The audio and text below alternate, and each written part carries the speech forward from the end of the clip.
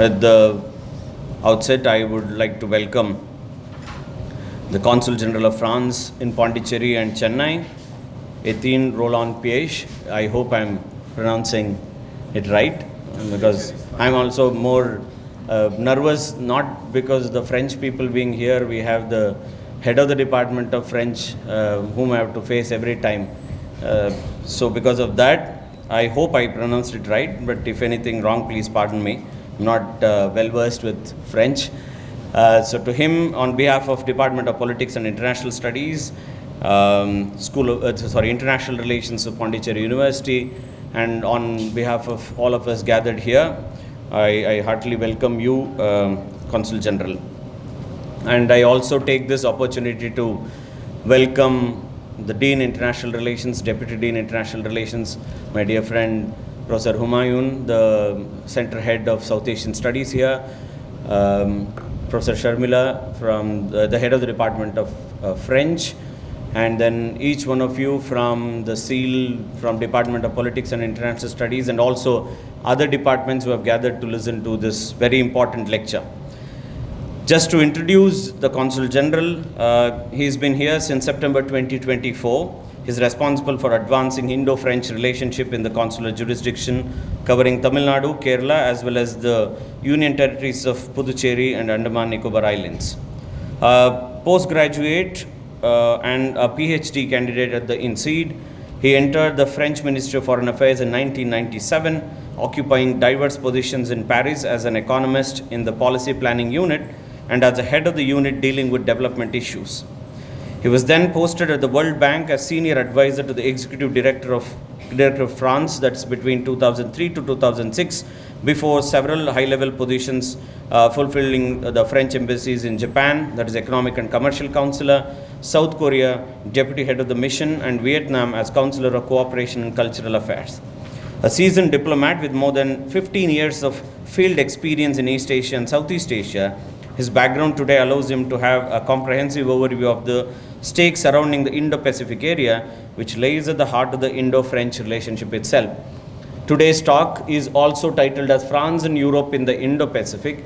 It's important for us to understand their understanding of the Indo-Pacific. India has a construct of the Indo-Pacific. United States has a construct of the Indo-Pacific. Europe has a construct of Indo-Pacific. And France is one of the very important players that's playing very important role in international politics as well as specifically in the Indo-Pacific. So without much ado and wasting your time, I would request the Consul General to come and deliver his address, followed by we'll have question answer session. Well, thank you for this kind introduction and good morning to everybody. So first, I would like to thank the head of the Department of Politics and International Studies, the Dean for International Relations, and indeed the Vice Chancellor, Professor Prakesh Babu, with whom I talked a week ago. I proposed to give a lecture in the Political Science Department, and the next day Victor came with a proposal for today's lecture. So I did have a little time to prepare, but I hope you'll bear with me. So the title of the conference is France and Europe in the Indo-Pacific. First, why France and why Europe? Why not only France or only Europe? The reason is France has been at the forefront of European efforts to adopt an Indo-Pacific strategy which sets high ambitions for our presence in Asia.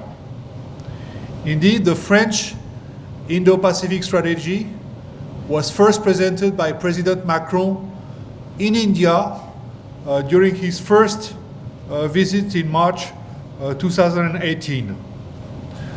President Macron reiterated those high ambitious goals and called for a Europe-Asia alliance last May when he delivered a keynote speech, the first European leader to do so, at Singapore's Shangri-La Dialogue Forum, the #1 security forum in Asia Pacific. So second, why the Indo-Pacific? In my talk, I would refer to to Asia, to Indo-Pacific, and to Asia-Pacific with slight differences.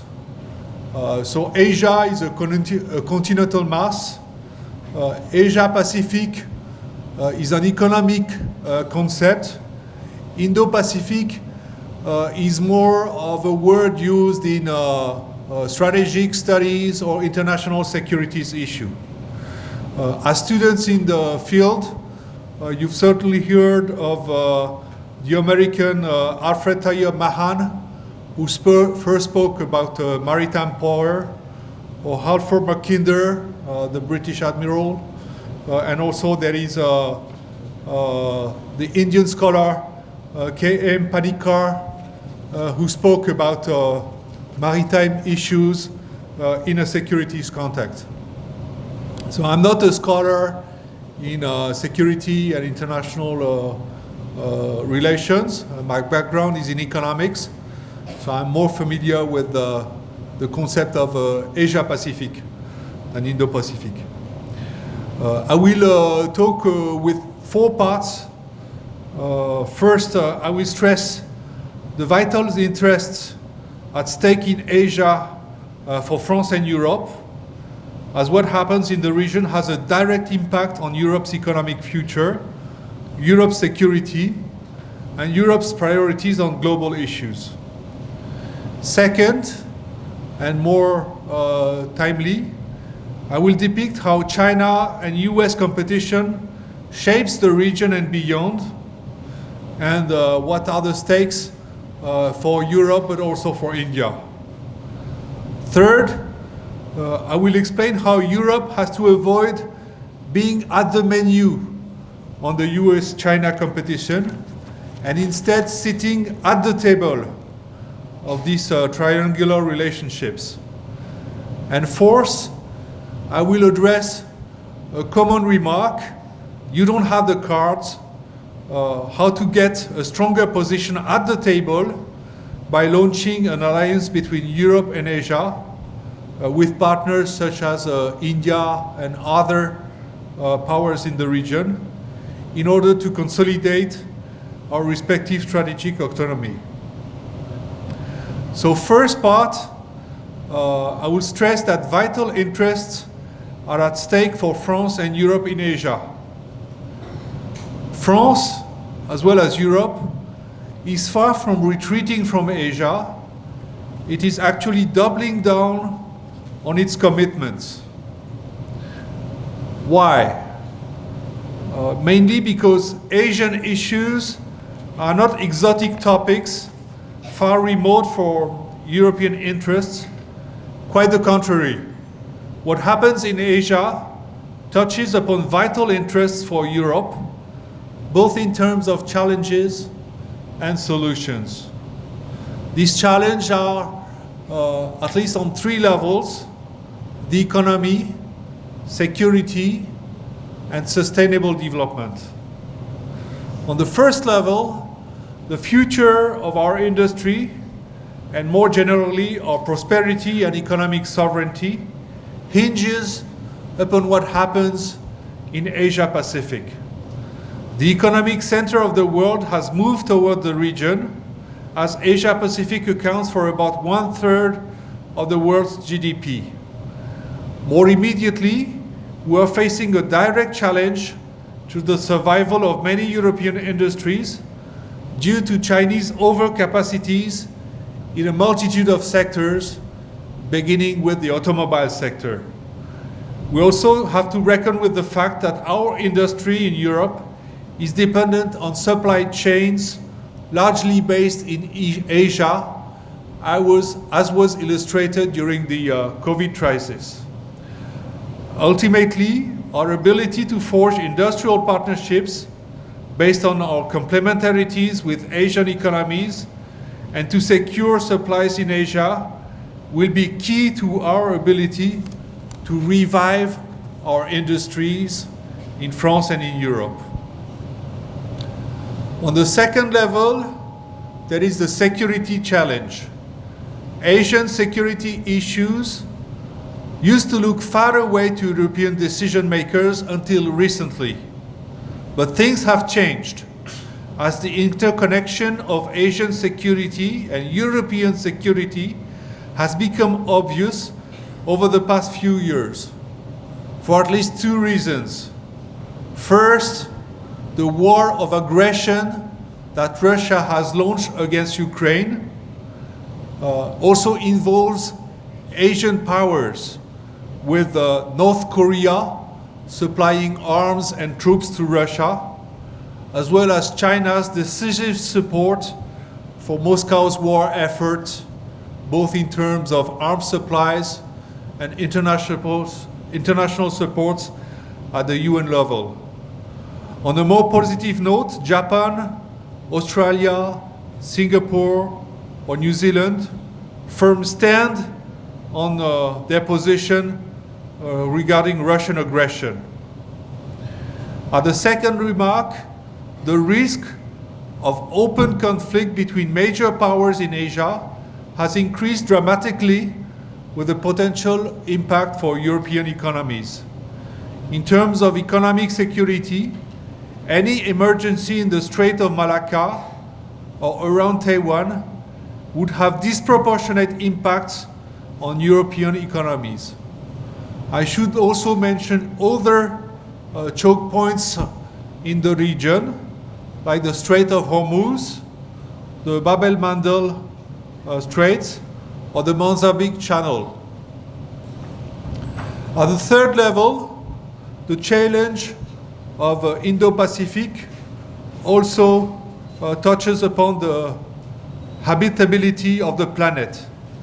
Asia-Pacific accounts for 50% of global greenhouse gas emission, about 3/4 of global coal production and consumption, 80% of plastics released in the oceans.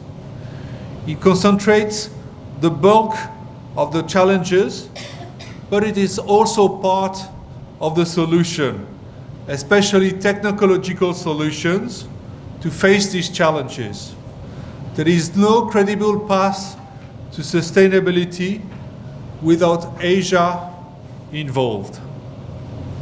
As a last remark, I should also say that within Indo-Pacific, we have two areas, the Pacific and also the Indian Ocean.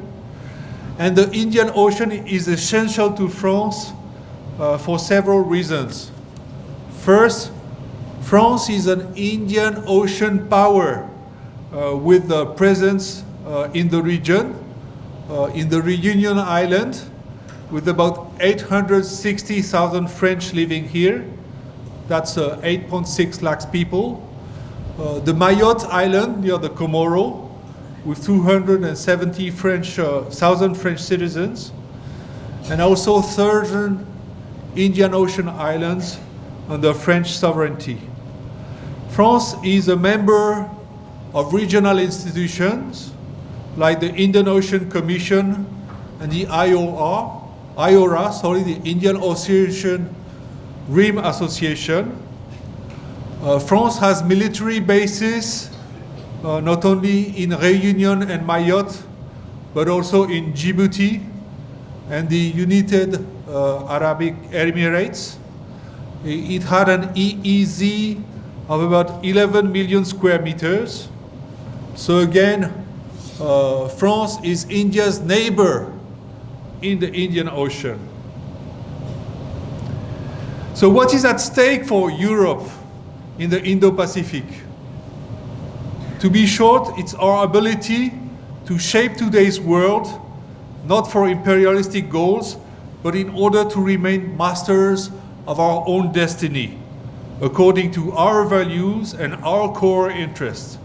That's what we call European strategic autonomy, which is the foundation of French foreign policy, and which is also a concept, strategic autonomy, or self-sovereignty, or self-reliance, which is also relevant to India's foreign policy.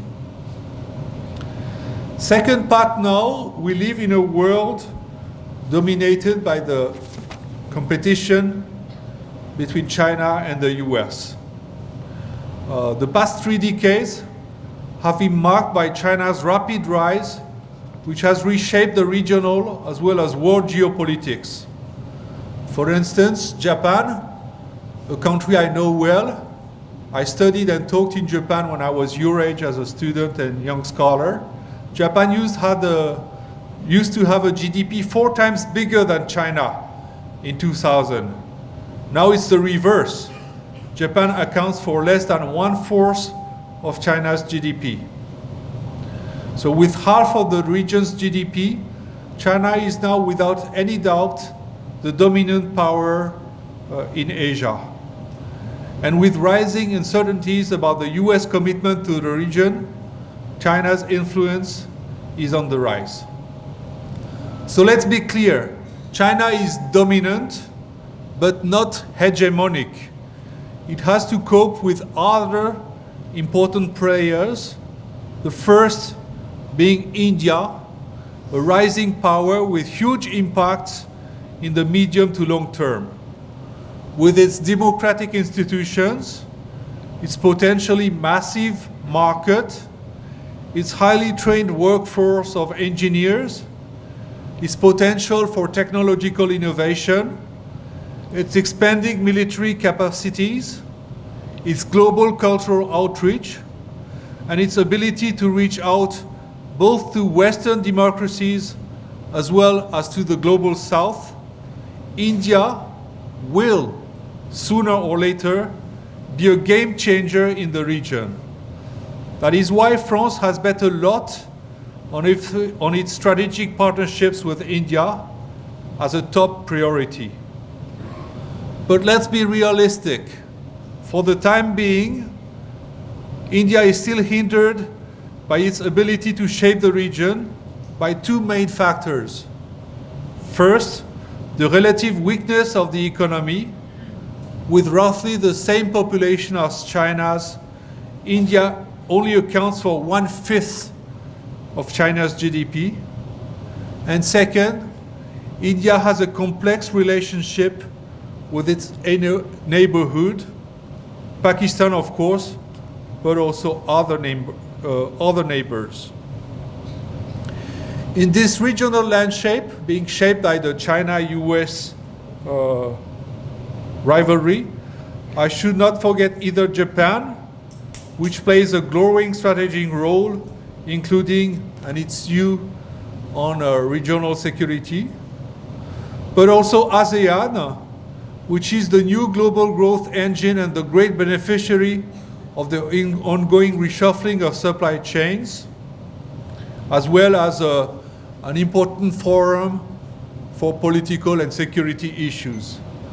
But again, at this stage, ASEAN is still too fragmented to play a leading role.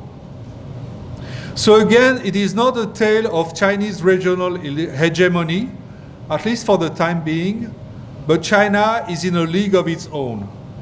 The only credible counterbalance to its growing clout is the US, and this sets the stage for China-US competition. So China-US competition is the main driver of regional dynamics. Here I have to say that it's difficult to read President Trump's strategic position regarding Asia and the Indo-Pacific.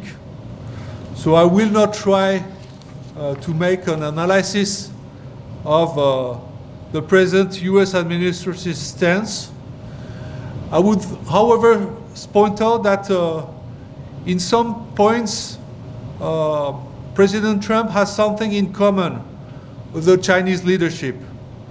Both believe in regional spheres of influence for great powers, and both are not necessarily opposed. US is not necessarily opposed to China establishing its own sphere of influence in Asia, as far as it doesn't hurt US interests. But again, make no mistakes.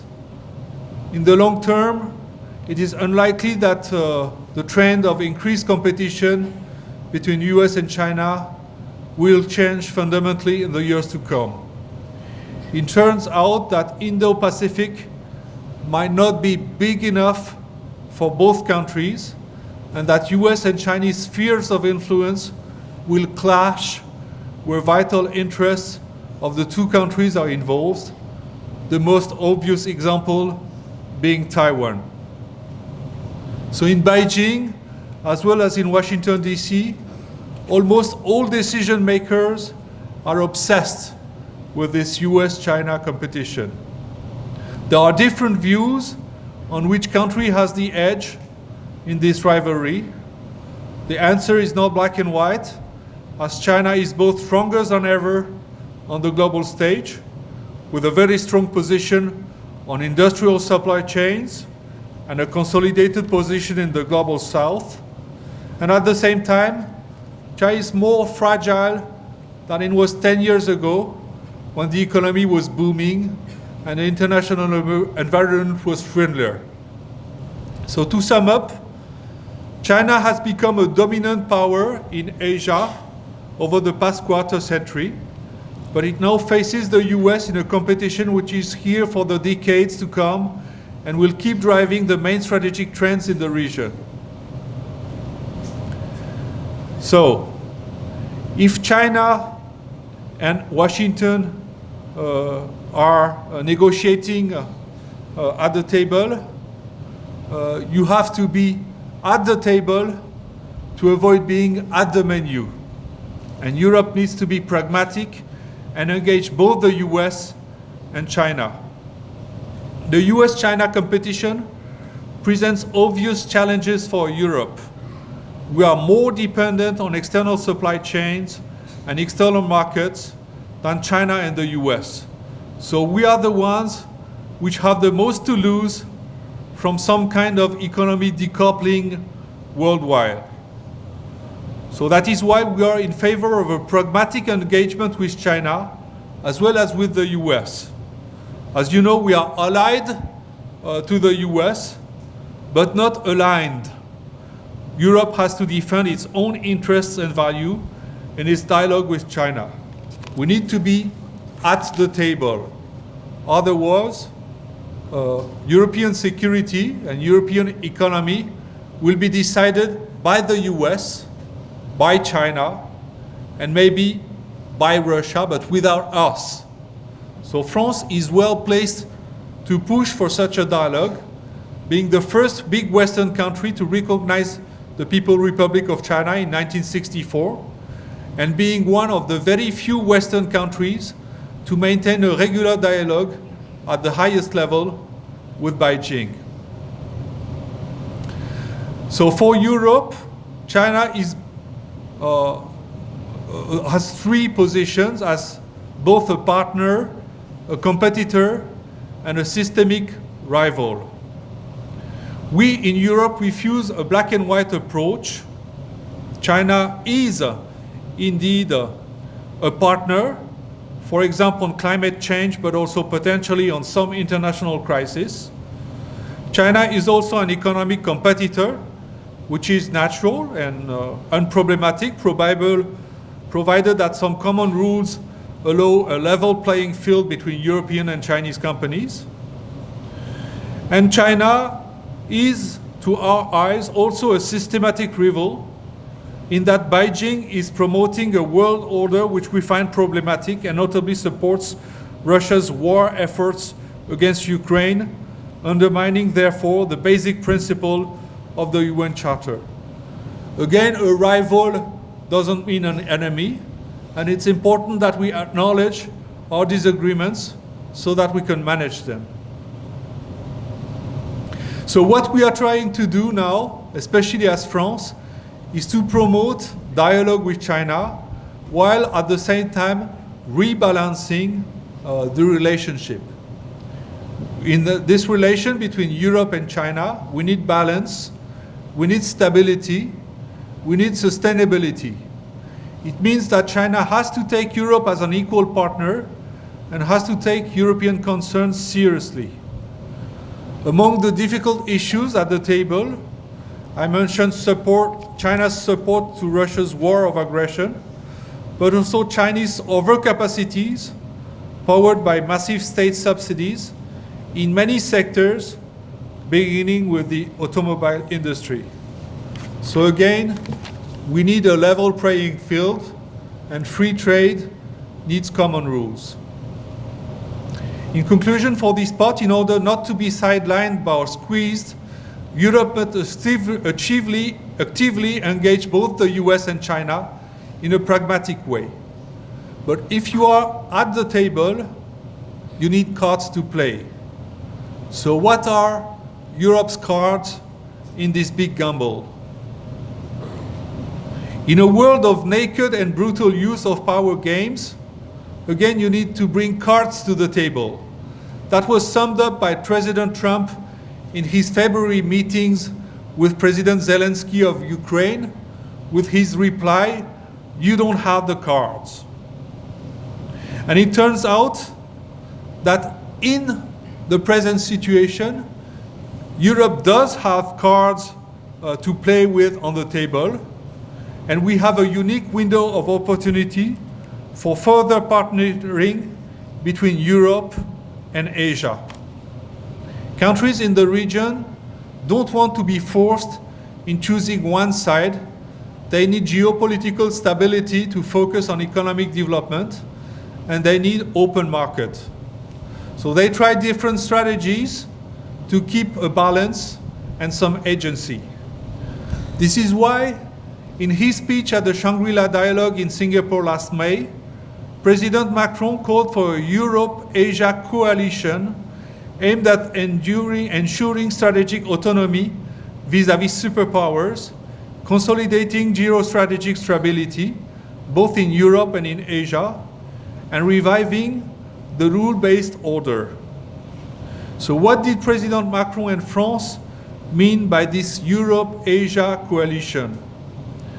First, among the different pillars on the Asian side, India would be the main pillar. It is our choice partners. We have built a unique strategic partnership over the past 3 decades with mutual trust based on a shared priority on national independence and strategic autonomy, and a refusal to align on any superpower. India knows that it can count on France's support through thick and thin. It has been the case since India's independence, and lastly, through the Sindoor operation. Long-term bet on a rising superpower, India is going through dire straits in its priority partnership with the US, but it is now turning to Europe for a trade agreement and a strengthened security partnership. So here again, India is our main strategic partner in this new geopolitical landscape in the Indo-Pacific. I should also mention other natural partners, the maritime Northeast Asian powers of Australia and New Zealand, ASEAN, which plays a central role as the new epicenter of economic growth, as the strategic zone for maritime lanes, as well as for supply chain, but also the island states of the Indian and Pacific Ocean.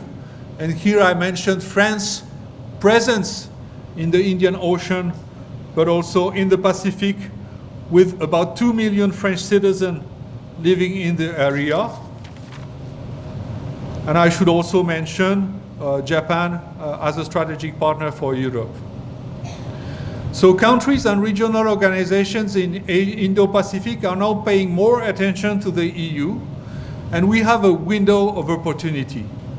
But we can only seize this opportunity if we are able to show Europe's credibility. I mean, its ability to make a difference on Asian partners' concern. There is a saying often heard in Asia, especially Southeast Asia, which says, the US is only the stick, the EU promises, China delivers. Now Europe needs to deliver on its promises and develop a concrete agenda of cooperation, beginning with India as our strategic partner. This coalition of powers will not be targeting either China or the US.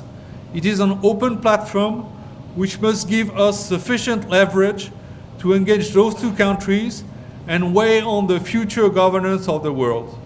This will be the spirit of the French presidency of the G7 next year, with, we hope, will be an opportunity to engage other G7 countries as well as India and developing countries on the issues of economic rebalancing, environmental sustainability, and reform of global governance. So this is what I had to say. A last message for you students. I spoke about the current situation in the Indo-Pacific. This is what my generation will leave you as young people growing in the region. But tomorrow, it will be you who will be the ones at the negotiation table. And so you must study hard to get the cards that will bring you a position at the table. Thank you. I think the France's position is something that he made it clear, but also the French go through this dilemma now. Till now they saw United States as a natural partner. Now they have Donald Trump. So it's a common problem.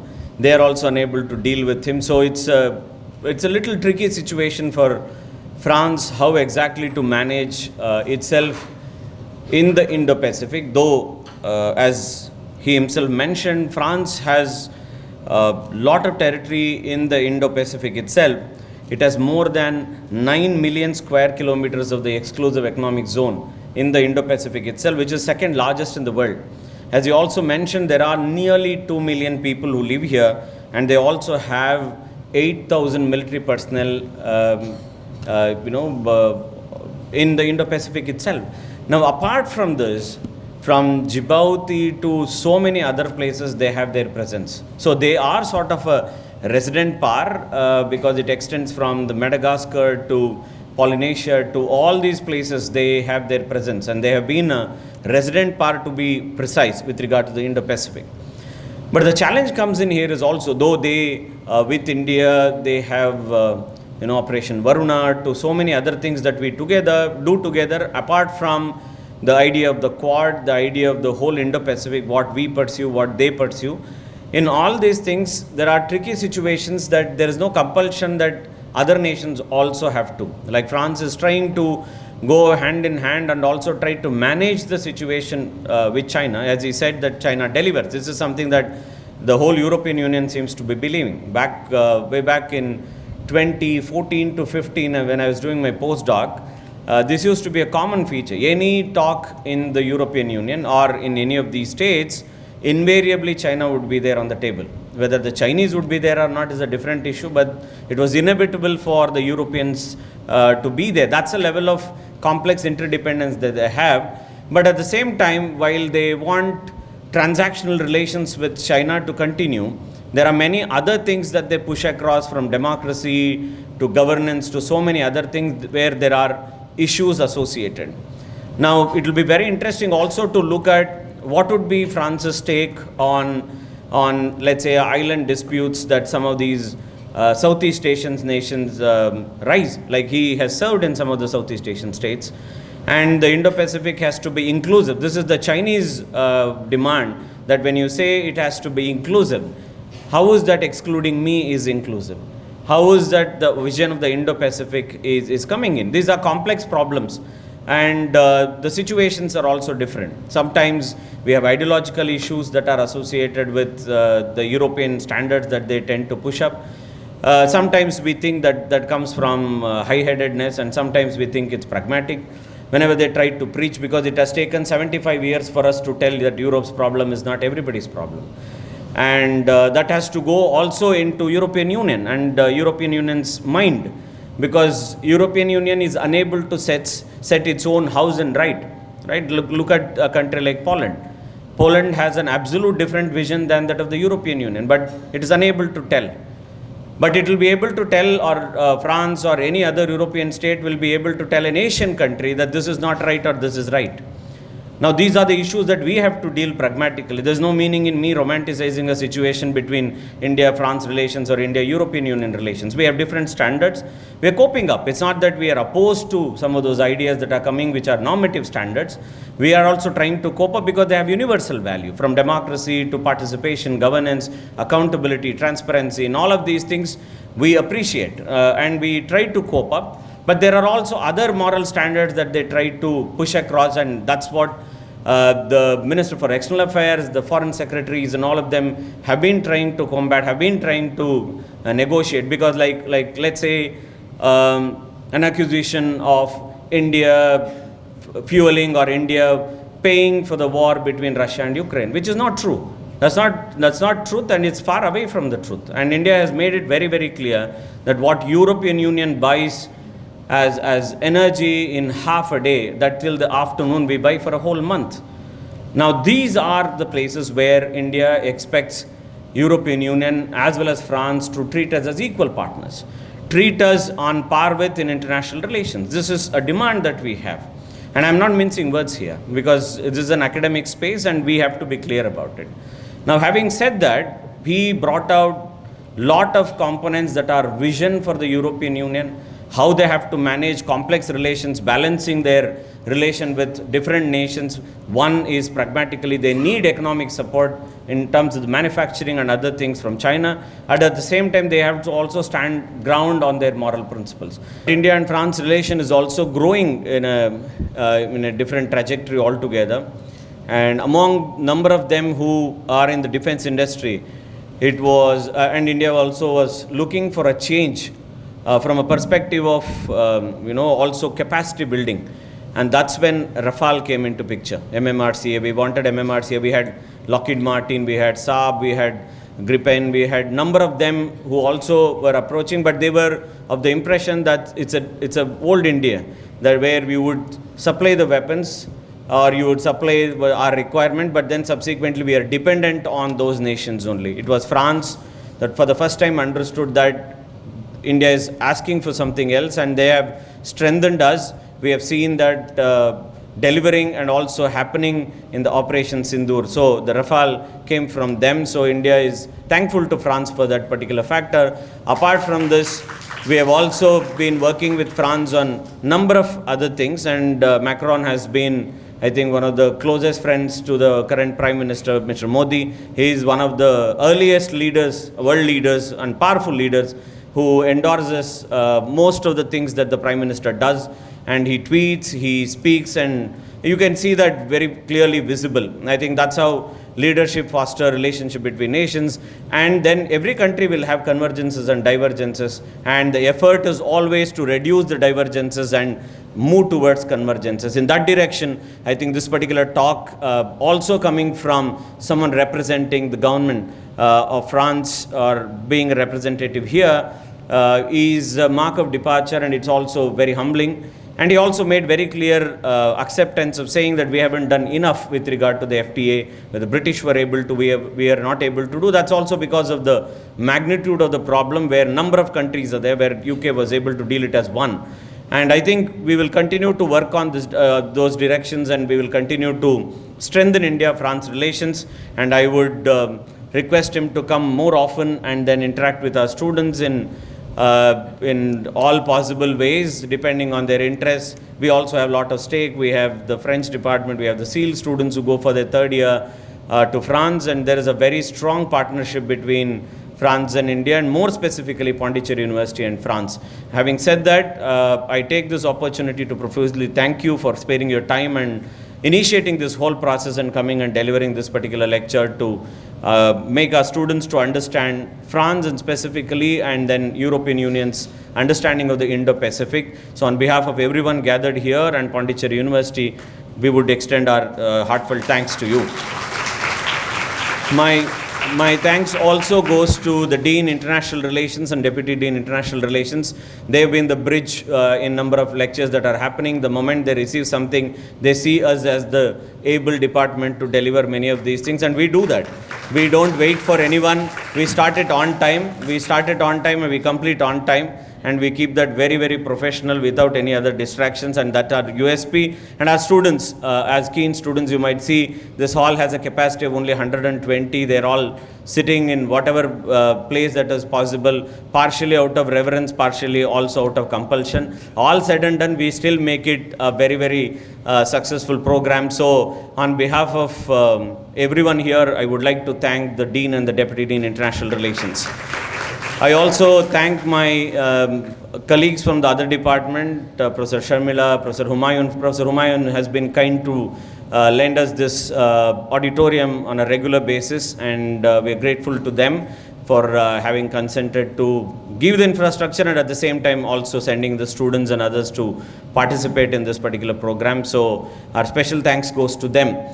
My thanks also to all the staff who have come with the Consul General to be part of this particular program. They handle different things of the consulate. And then we have our students who are the most important one. It is precisely for them. Otherwise, we can always host a high tea and then we can manage our relations with France in a different level. But the interaction and other things are meant to be for your usage, to have an interaction, have better understanding, and then keep the academic environment more brighter and then also happening. That's the idea that we have done. So you have all participated in big numbers. So on my personal behalf and also on behalf of the Department of Politics and International Studies, thanks to each one of you having come here. I also have to thank the media department here, the EMRC. They respond to us immediately, led by my dear friend Bala and his whole team. They've been always there for us to take care of these type of things, and then also the engineering wing for helping us with other infrastructural issues. And my students, again, as usual, there is one common person who makes the poster, Mr. Nitish. Others can compete from the next one, but as of now, it is he who is making. So my heartfelt thanks to him for designing a beautiful poster. Coincidentally, he is also in the same attire that we have in the poster. And then also thanks to Ayush, Megha, and few others who made this happen.